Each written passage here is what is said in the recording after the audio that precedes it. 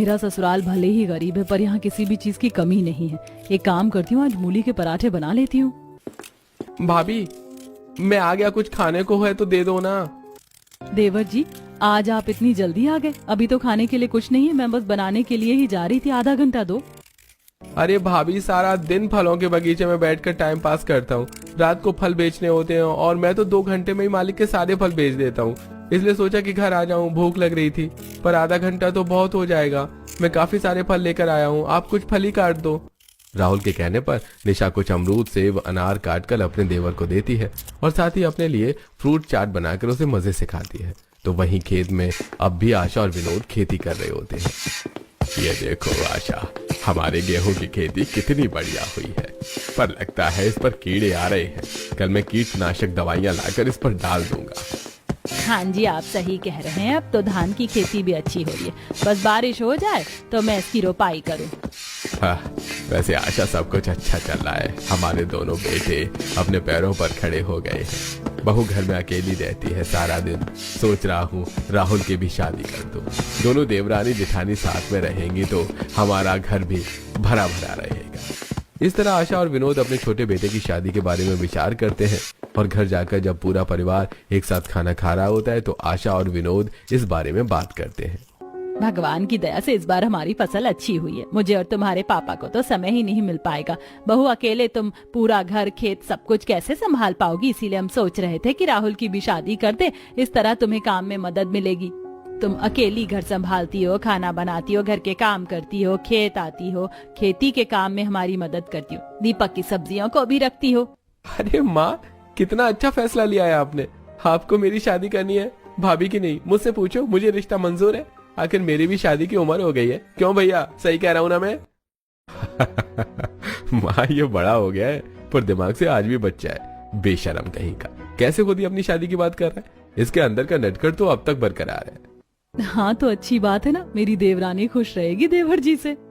राहुल की शादी की बात चलते ही सभी के चेहरे पर खुशी आ जाती है और अगली सुबह होते ही निशा जल्दी उठकर सबके लिए खाना बनाती है और अपने पति के साथ घर के बाहर खड़ी होकर ठेले पर सब्जी लगाती है और सभी के घर के जाने के बाद अकेले घर का सारा काम खत्म करके दोपहर का खाना अपने सास ससुर का पैक करके खेत जाती है। माँ जी, पापा जी, मैं खाना लेकर आ गई हूँ, पहले खाना खा लीजिए। आप तो 2 तरह की खेती कर रहे हैं, थक जाते होंगे। आप मुझे बता दीजिए क्या करना है। आप लोग खाना खाओ, जब तक मैं आपका काम कर देती हूँ। बहू, धान का तो काम हो गया, बस बारिश हो जाए, क्योंकि नहर के पानी से काम नहीं चलने वाला। और अगर बारिश नहीं हुई तो धान की खेती खराब हो जाएगी। बहू, गेहूं की खेती में कुछ करने की जरूरत नहीं है, बस कुछ केमिकल है वो डालते हैं। अरे भाई साहब, आशा बहन, अच्छा हुआ जो आप लोग मुझे खेत में ही मिल गए। मैं आई थी खेत में कुछ देर के लिए, आपको देखा तो सीधा यहाँ आ गई। आप लोग कह रहे थे ना, राहुल बेटे की शादी के लिए मेरी चचेरी बहन की रिश्तेदारी में एक लड़की है। लड़की बहुत गुणी और सुंदर है, बिल्कुल हमारी निशा बहू की तरह। अगर आप कहो तो मैं बात आगे बढ़ाऊं? हाँ बहन, क्यों नहीं। तुम एक बार लड़की वाले से पहले बात कर लो। अगर उन्हें मेरा बेटा पसंद है तो हम 1-2 दिन में लड़की को देख आएंगे। क्यों जी? हाँ हाँ, शुभ काम में देरी कैसी। इस तरह अपने छोटे बेटे की रिश्ते की भी बात छेड़ देते हैं। देखते ही देखते कुछ हफ्ते बीत जाते हैं और बहुत जल्द राहुल की शादी पूजा नाम की लड़की से हो जाती है। और पूजा जब अपने ससुराल में आती है तो घर में आटा, चावल, सब्जी और फल देखकर काफी खुश होती है। हमारे घर में तो सारी चीज है, आपको पता ही है। मेरे मायके में तो मैं फल खाने के लिए तरस जाती थी। हमारे घर में अगर आम आता था तो अमरूद नहीं। अरे चिंता मत करो, हमारे घर में तुम्हें खाने पीने को लेकर कभी कोई कमी नहीं होगी। अगर तुम्हें अभी फ्रूट खाने हैं तो बताओ, मैं काट देता हूँ। इतना बोलकर राहुल अपने और अपनी बीवी के लिए कुछ फ्रूट्स काटता है, जिसे खाकर वो लोग सो जाते हैं। और अगली सुबह पूजा की पहली रसोई होती है और वो घर में इतनी सारी सब्जियां देखकर अपनी जेठानी से कहती है, घर में सब्जियां ना हो तो भी दिक्कत और सब्जियां हो तो भी दिक्कत। समझ ही नहीं आ रहा क्या बनाऊं। अरे आज तुम्हारी पहली रसोई है, जो दिल करे बना दो और थोड़ा जल्दी करो। माँ पापा को खेत के लिए जाना है और तुम्हारे जेठ जी को भी सब्जी बेचने के लिए जाना है। उन्होंने किराए पर सब्जियों की खेती की जमीन ली है। अगर वो लेट हुए तो उन्हें काम से निकाल दिया जाएगा। अभी नया ही काम लिया है ना। हाँ हाँ दीदी, आप चिंता मत करो, मैं अभी खाने की तैयारी करती हूँ। इतना बोलकर पूजा अपनी पहली रसोई में सभी के लिए आलू गोभी, आलू मटर, टमाटर और मिक्स वेज जैसे 3 से 4 तरह की सब्जी, पराठे, पूड़ी और पुलाव बनाती है। और जब पूरा परिवार एक साथ बैठकर खाना खा रहा होता है तो बाहर अचानक से तेज बारिश शुरू हो जाती है, जिसे देखकर आशा और विनोद के चेहरे पर मुस्कान आ जाती है। अरे छोटी बहू, तुम्हारे पैर तो हमारे घर के लिए बड़े ही शुभ हैं। देखो आज तुम्हारा पहला दिन है और आज बारिश हो गई। हमें बारिश इसी का तो इंतजार था। मैं तो डर गई थी, पिछले कुछ दिनों से बारिश नहीं हुई थी, पर अब मेरी धान की खेती फिर से लहराएगी, बिल्कुल पिछले साल की तरह जब बड़ी बहू आई थी। और देखिए ना, बारिश बिल्कुल सही समय पर हुई है। आखिर धान रोपण का समय जो आ गया है। अपने सास ससुर के मुंह से अपनी तारीफ सुनकर पूजा को भी काफी अच्छा लगता है। देखते ही देखते 2 दिन बीत जाते हैं, पर बारिश नहीं रुकती, जिस वजह से अब आशा और विनोद परेशान होने लगते हैं। तो वहीं ज्यादा बारिश होने की वजह से और शादी की वजह से पिछले 10 दिनों से बिना बताए राहुल छुट्टी पर था। इसलिए अब जैसे ही बारिश रुकती है, आशा और विनोद खेत जाते हैं। तो वहीं राहुल अपने मालिक के घर जाता है। मालिक, माफ करना, बिना बताए इतनी लंबी छुट्टी कर ली। शादी के बाद थोड़ा काम आ गया था और फिर बारिश। अब जल्दी से टोकरियां दे दो, फलों से टोकरियां सजाकर फल के बगीचे में भी जाना है। आखिर सारा काम मेरे कंधों पर ही है। माफ करना राहुल, पर तुम 10 दिन से ज्यादा ही छुट्टी पर थे। मैं इतना नुकसान नहीं झेल सकता अपना, और ऊपर से तुम्हारी अकड़। मैंने तुम जैसे 2 लड़के रख लिए हैं और वो भी अच्छा काम करते हैं। एक लड़का पूरा दिन फल बेचता है और दूसरा लड़का पूरा दिन बगीचे में रहता है। तो वो तुम्हारी तरह अकड़ नहीं दिखाता, समय पर आता है और पूरा हिसाब किताब देकर जाता है। तुम्हारी तरह बदतमीजी नहीं करता। मालिक, मैंने क्या बदतमीजी की? मैं तो बस थोड़ा हंसी मजाक करता था, जिससे काम करने में मजा आ पाए। पर कोई बात नहीं, अगर आपको मेरी जरूरत नहीं है तो आप मालिक लोग हैं, किसी को भी रखिए। अगर आपके पास लोगों की कमी नहीं है तो मेरे पास भी काम की कमी नहीं है। चलता हूं मैं। राहुल सुरेश को जवाब देकर वहां से उदास घर आता है, पर घर पर कोई नहीं होता। तो वहीं पूजा और निशा खाना लेकर खेत पहुंचती है, जहां आशा और विनोद आज एक साथ धान की रोपाई कर रहे होते हैं। माँ जी, हम गर्मा गर्म खाना लेकर आए, पहले खाना खा लो। आशा बहन, तुम्हारी दोनों बहू खाना लेकर आई हैं। बहू हो तो तुम्हारी बहू जैसी। हमारी बहू को देख लो, बहाने से ही फुर्सत नहीं मिलती है। हम लोग को खुद ही खेत का काम छोड़कर थके हारे घर जाते हैं और बिना आराम किए दोबारा खेत भी आ जाते हैं। हाँ बहन, हाँ बहू, आते हैं। मिट्टी गीली है, खेत में पानी भरा है, बस थोड़ा सा रहता है, इसे भी रोप लें, फिर हम खाने के लिए आते हैं। कुछ देर में आशा और विनोद धान की रोपाई करके खाने के लिए आते हैं, जहां पूजा अपने खेत का तीसरा खाली हिस्सा देखकर अपने सास ससुर से कहती है। माँ जी, हम 3 तरह की खेती करते हैं क्या? एक में गेहूँ, दूसरे में धान, तीसरे में क्या रोपना है? हाँ बहू, हम 3 तरह की खेती करने की कब से सोच रहे हैं, पर दीपक ने 1 साल के लिए किराए पर जमीन ली है, जहाँ वो सब्जियों की खेती कर रहा है। बस हम उसी का इंतजार कर रहे हैं। 1 साल पूरा हो तो उसके बाद हम अपनी इस जमीन पर सब्जियों की खेती करेंगे। ये तो बहुत अच्छा है। इस तरह बातें करते हुए आशा और विनोद खाना खाते हैं। कुछ ही देर में पूजा और निशा खाने का बर्तन लेकर घर जाती हैं, जहां राहुल को देखकर दोनों परेशान हो जाते हैं। देवर जी, आप इस वक्त घर में सब ठीक तो है? अब राहुल परेशानी सारी बात अपनी भाभी और बीवी को बताता है, जिसे सुनने के बाद वो लोग भी परेशान हो जाते हैं। और शाम को सब्जियां बेचकर बचे हुए कुछ सब्जियां लेकर दीपक घर आता है।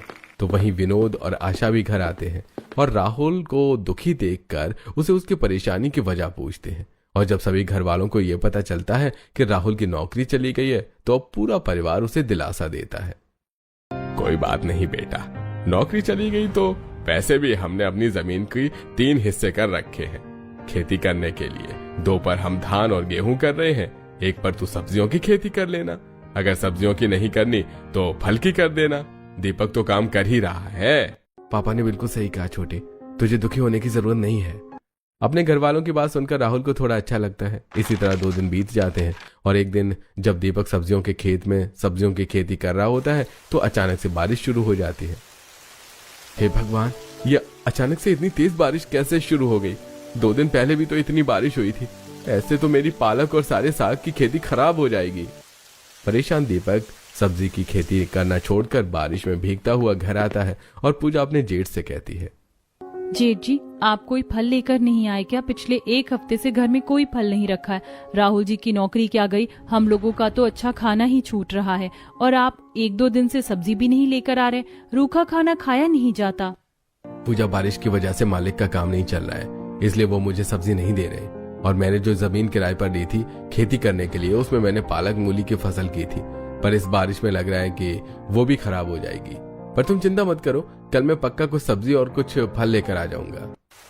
इस तरह पूरा परिवार एक साथ घर के बाहर खड़े होकर बारिश को देखने लगते हैं। बारिश काफी तेज हो रही थी, जिस वजह से आशा और विनोद परेशान हो जाते हैं। देखते ही देखते रात से सुबह हो जाती है, पर बारिश नहीं रुकती और 2 दिन तक लगातार बारिश होती है, जिस वजह से हर जगह पानी भर जाता है। और हर जगह पानी देख आशा और विनोद अपने पूरे परिवार के साथ भागते हुए खेत जाते हैं, जहां बाकी लोगों की तरह वो लोग भी अपनी बर्बाद हुई फसल को देखकर वहीं बैठकर रोने लगते हैं। अरे आशा, हमारे छोटे बेटे की नौकरी चली गई, हमने जो फसल की थी वो भी बर्बाद हो गई। अरे अकेला दीपक क्या क्या करेगा? उसे जो किराए पर सब्जियों की खेती करने के लिए जमीन ली थी वो फसल भी बर्बाद हो गई। आप दुखी क्यों होते हैं? अगर भगवान ने हमें मुसीबत में डाला है तो वही इसका हल भी निकालेगा। माँ पापा, आप दुखी मत हो और घर चलिए, मैं देख रहा हूँ, मुझे जरूर कहीं ना कहीं कोई काम मिल जाएगा। राहुल अपने पूरे परिवार के साथ घर जाता है तो वहीं अपनी सब्जियों की फसल को बर्बाद होता देख दीपक भी परेशान घर आ रहा होता है और वो बिना देखे रोड पार करने लगता है कि तभी एक गाड़ी से उसकी हल्की टक्कर हो जाती है।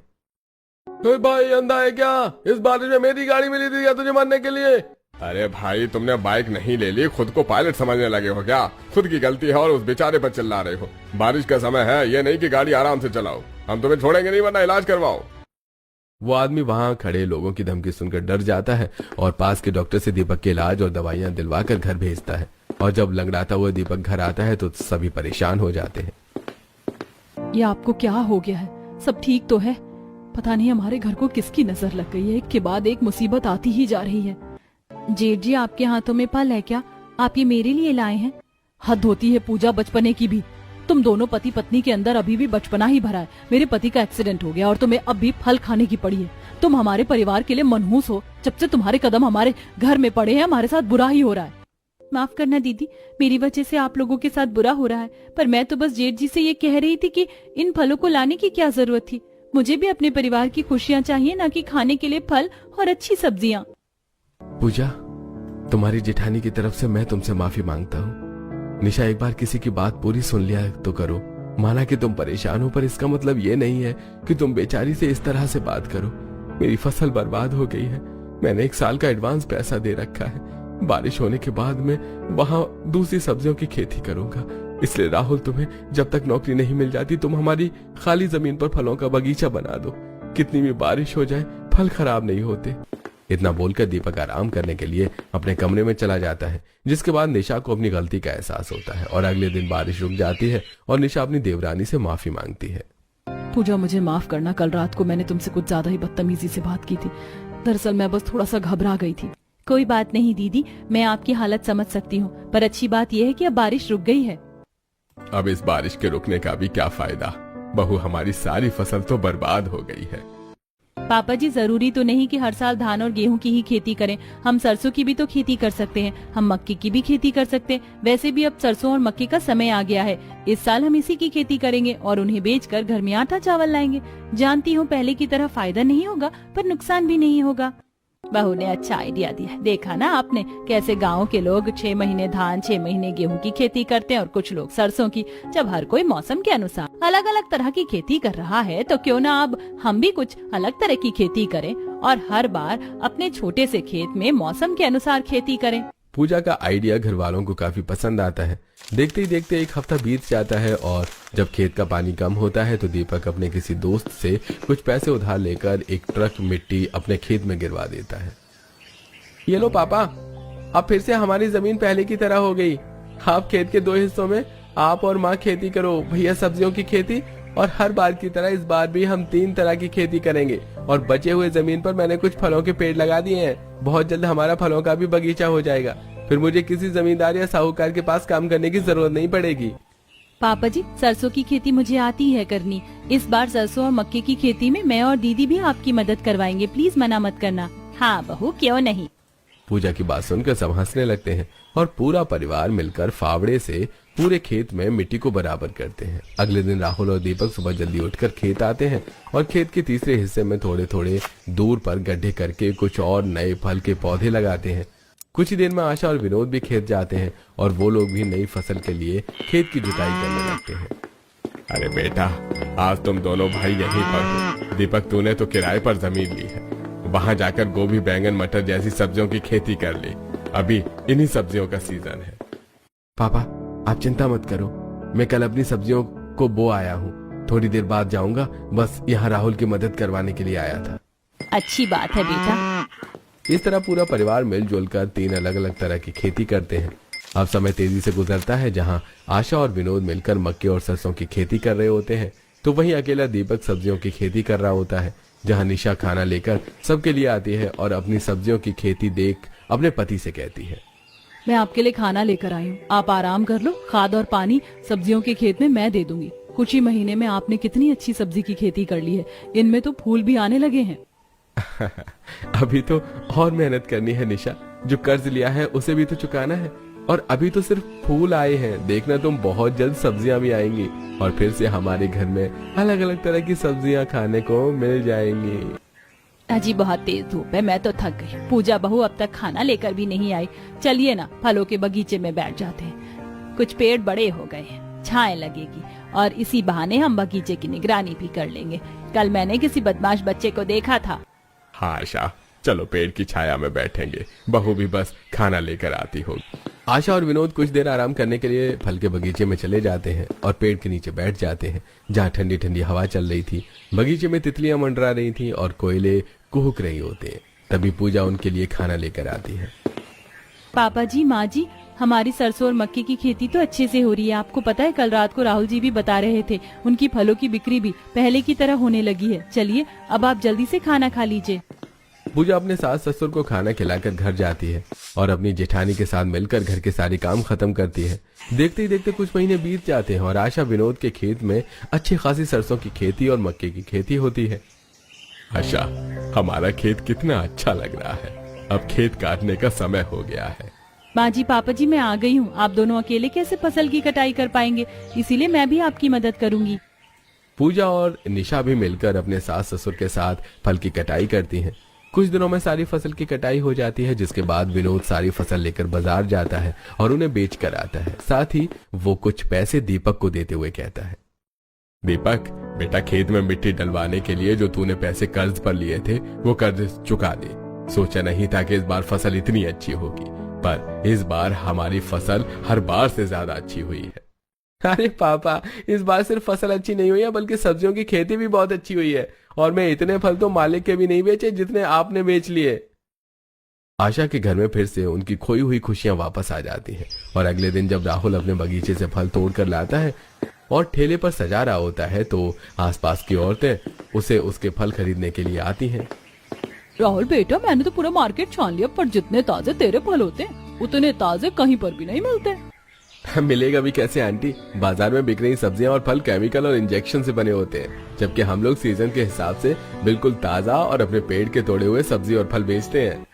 इस तरह अब न सिर्फ बाजार में बल्कि आसपास के लोग भी दीपक और राहुल से उनके फल और सब्जी लेते हैं। तो वहीं अब आशा और विनोद भी हर बार बदल बदल कर फसल करते हैं और इस तरह कुछ ही महीनों में उनकी सारी परेशानियां खत्म हो जाती हैं और उनके घर में फिर से खुशियां आ जाती हैं।